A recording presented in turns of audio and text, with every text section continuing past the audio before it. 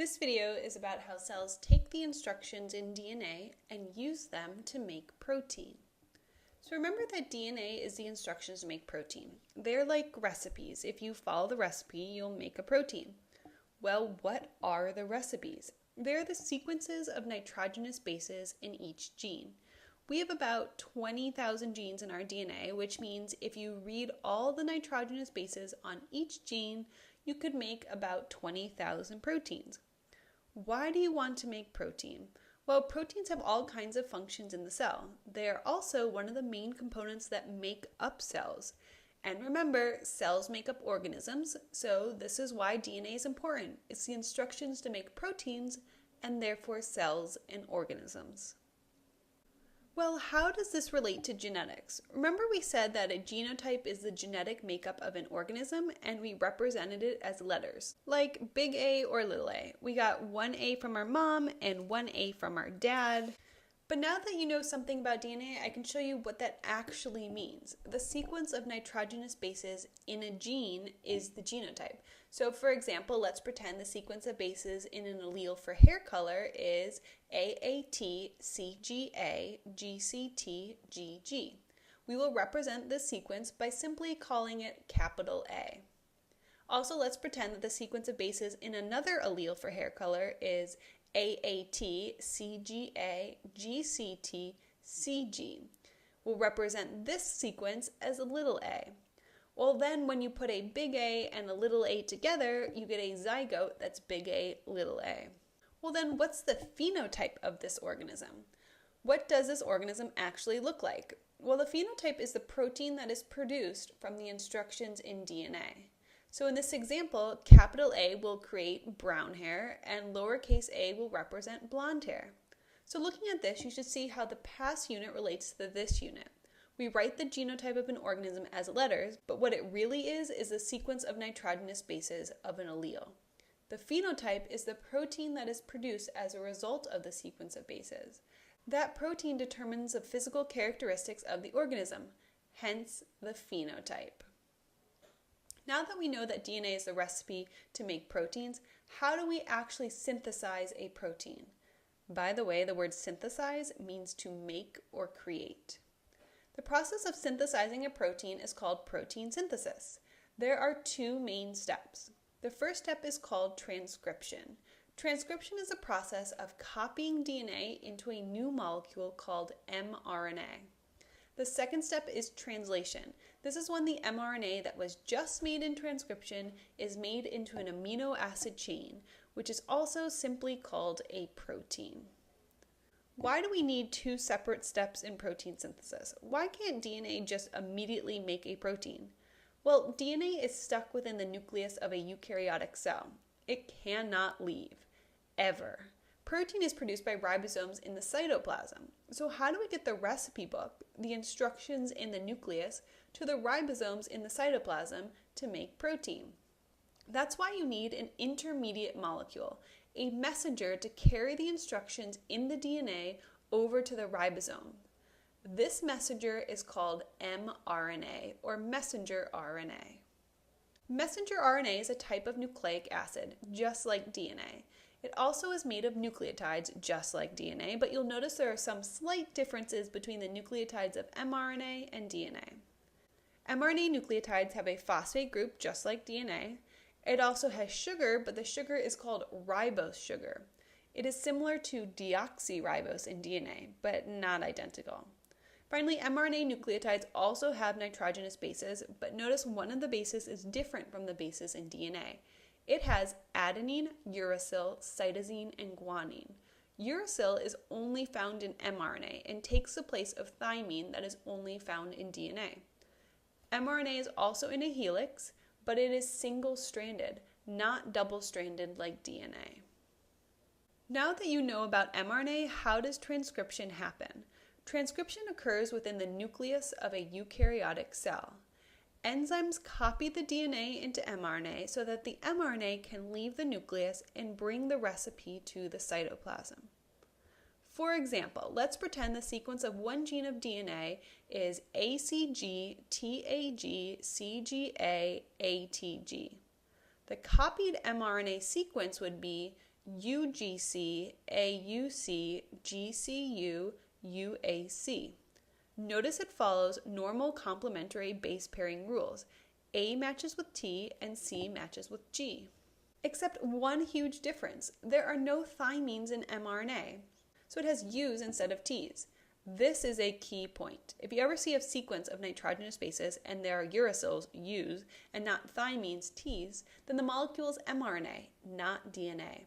That's the trick. This is always asked on my tests and always on the MCAS. Know that mRNA has U's, not T's. Here's my animation of how this works. Inside the nucleus is a strand of DNA. In real life, it's double-stranded, and there are 46 of these strands, which are much longer in each of your cells. But for this animation, I made it much more simple. Enzymes in the nucleus bind to DNA and start copying the DNA into mRNA. Notice it's following normal complementary base pairing rules, except wherever you want to put a T in mRNA, you can't. You have to put a U instead. Here's a practice problem. The DNA sequence for gene 1 is TAA-CGA-TG, and it's the instructions to make some protein. Transcribe that DNA strand into mRNA, meaning make transcription happen. You need to make an mRNA molecule. So you follow normal complementary base pairing rules. T binds with A binds with T, but there is no T in mRNA, so you have to write U instead. You go all the way through the molecule, and the mRNA is AUU GCUAC. Now that you know all about transcription, let's move on to the second step, translation. So remember the problem we have. DNA is stuck in the nucleus, and proteins are made by ribosomes in the cytoplasm. How do we get the instructions from the nucleus all the way to the cytoplasm? Well, the DNA is copied into mRNA, and mRNA leaves the nucleus and brings the instructions to the ribosomes in the cytoplasm. This is called transcription. Up next is translation. So remember, we are trying to synthesize a protein. First step is transcription, which is copying DNA into mRNA. Second step is translation, which takes the mRNA and uses the instructions to make a protein. Translation occurs by ribosomes found in the cytoplasm. Simply, it's the process of translating mRNA into an amino acid chain, otherwise known as proteins.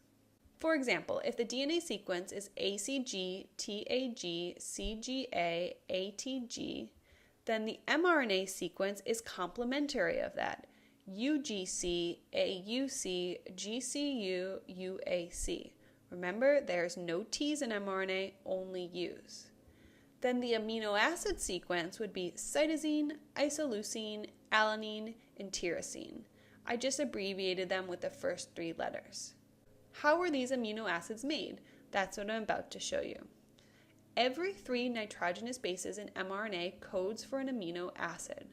So look at this. AUG codes for met, UCG, ser, AUC, iso, AGU, serine, AGC, serine, AUG, met, GCA, ALA.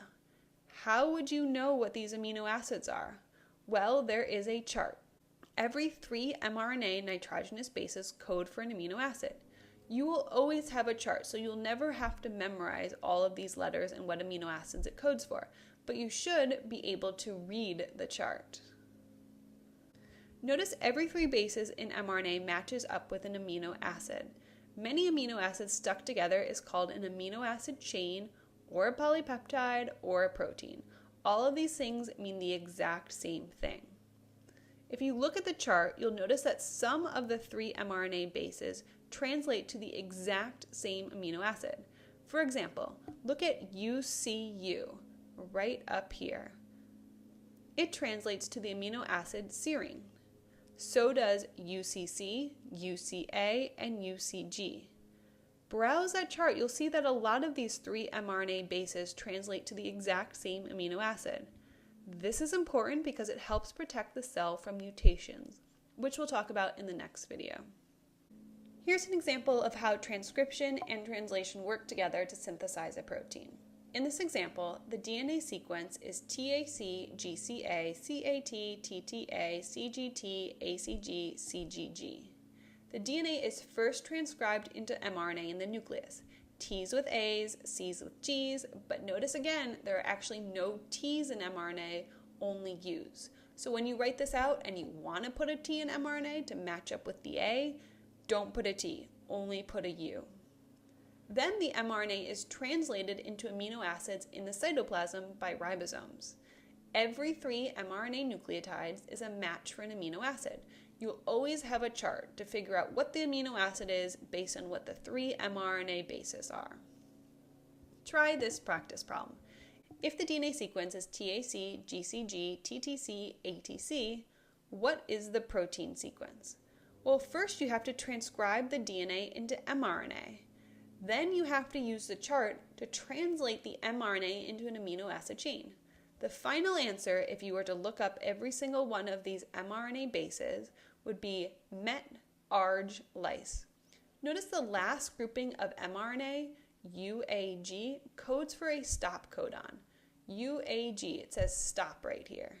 This just means that the amino acid chain stops growing. So we actually only have 3 amino acids, even though we have 4 groupings of mRNA, because the last one told you to stop. The way I like to think about this whole protein synthesis process is like a restaurant. In the back of the kitchen in a restaurant is an office, which contains all the recipes to make the food. The recipe may never, ever leave the office. Then how can the chefs in the kitchen make the food? Well, somebody goes into the back office and starts copying the recipe many, many times. The copied recipes can then leave the office and go to the kitchen where the chefs will prepare the food. So how does this relate to protein synthesis? Well, the recipe is DNA, and DNA is copied into mRNA and brought to the cytoplasm where the chefs are hanging out. The chefs are the ribosomes, which take the mRNA copies and make proteins for the cell. This happens every single second in all of your cells. In summary, DNA is copied into mRNA in the nucleus. This is called transcription.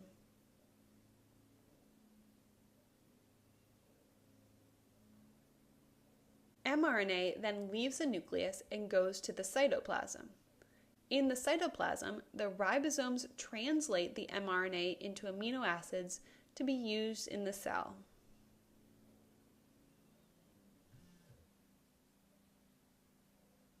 All right, that's it. That was all of transcription and translation. Write down your questions and ask me in class.